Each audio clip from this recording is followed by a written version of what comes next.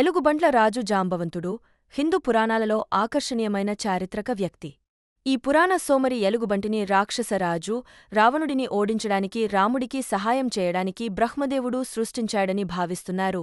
కాని అంతేకాదు, సముద్ర మంథన సమయంలో హాజరుకావడం మరియు విష్ణువు రాక్షసులతో యుద్ధం చేస్తున్నప్పుడు సంతోషంతో చప్పట్లు కొట్టడం కూడా జాంబవంతుడి ఇతిహాస సాహసాల్లో ఉన్నాయి.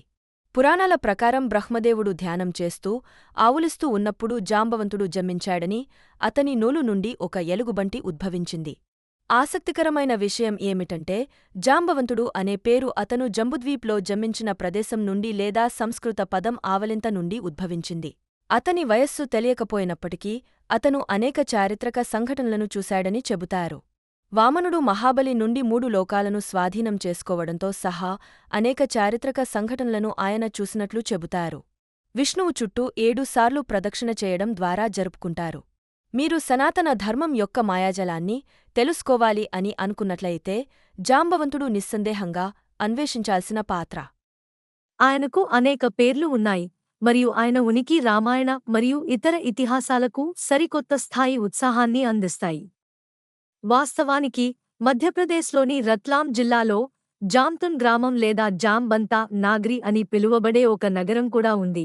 జాంబవంతుడు, ఎలుగుబంటి రాజు, అమరమైన వారిలో ఒకరు లేదా చిరంజీవ్ అని చెబుతారు. గ్రంథాల ప్రకారం జాంబవంతుడు వాస్తవానికి హిమాలయాల రాజు. అతను రామ భగవానుడికి సేవ చేయడానికి ఎలుగుబంటి రూపంలో జన్మించాడు. రాముడు జాంబవంతుడికి ఇచ్చిన కృతజ్ఞతతో అతను సుదీర్ఘ జీవితాన్ని మరియు 100 లక్షల సింహాల శక్తిని కలిగి ఉంటాడు. కాని బలం శారీరక లక్షణాలకే పరిమితం కాకుండా అతను చాలా తెలివైనవాడు మరియు రాజ్యాన్ని నడపడంలో చాలా ప్రవీణుడు. సుగ్రీవుడి సలహాదారుల్లో ఒకరిగా ఉన్నాడు. అడవిలో తిరుగుతున్నప్పుడు హనుమంతుడిని రామలక్ష్మణుల వద్దకు పంపాలని మొదట సూచించింది జాంబవంతుడే. లంకలో రావణుడు సీతను బంధించినప్పుడు ఆమెను రక్షించడంలో జాంబవంతుడు, హనుమంతులే కీలక పాత్ర పోషించారు. హనుమంతుడు తన నిజమైన సామర్థ్యాలను గ్రహించడంలో కూడా సహాయపడ్డాడు మరియు రామాయణంలో మా సీతను కనుగొనడానికి సముద్రం మీదుగా దూకమని ప్రోత్సహించాడు. రీసెంట్గా ఆదిపురుష్ మూవీలో కూడా దీని గురించి చెప్పారు. నీలో ఉన్న శక్తిని గుర్తించు బజరంగ్. నువ్వు ఏది చెయ్యగలవో అది ఇతరులెవ్వరూ చెయ్యలేరు. జాంబవంతుడు తన జీవితం గురించి 2 మనోహరమైన కథలను పంచుకున్నాడు. ఒకసారి హనుమంతుడు సముద్రం మీదుగా దూకడానికి సిద్ధమవుతున్నప్పుడు హనుమంతునితో కలిసి మహీంద్రా పర్వతం దిగువన నిలబడినప్పుడు జాంబవంతుడికి పాతగాయం కాకపోయి ఉంటే తాను కూడా దూకడం సాధ్యమయ్యేదని వెల్లడించాడు. విష్ణువు యొక్క వామన అవతారం సమయంలో ఆయన కోసం డ్రమ్ కొట్టేటప్పుడు ఈ గాయం తగిలింది. విష్ణువు 3 లోకాలను కొలిచేటప్పుడు అనుకోకుండా జాంబవంతుడి భుజానికి తగిలి ఇది అతన్ని జీవితాంతం ప్రభావితం చేసిన చలనశీలత సమస్యలతో బాధపడేలా చేసింది. రామాయణంలో జాంబవంతుడి పురాణ ఉనికి ఒక సెలవుదినం. ఆయన సముద్ర మంథనాన్ని చూసి దేవతల నుండి విశ్రాల్యకర్ణి అనే వ్యాధిని నయం చేసే మొక్క గురించి తెలుసుకున్నాడు. రావణుడితో జరిగిన యుద్ధంలో లక్ష్మణుడు తీవ్రంగా గాయపడినప్పుడు జాంబవంతుడు తన జ్ఞానాన్ని హనుమంతుడితో పంచుకున్నాడు.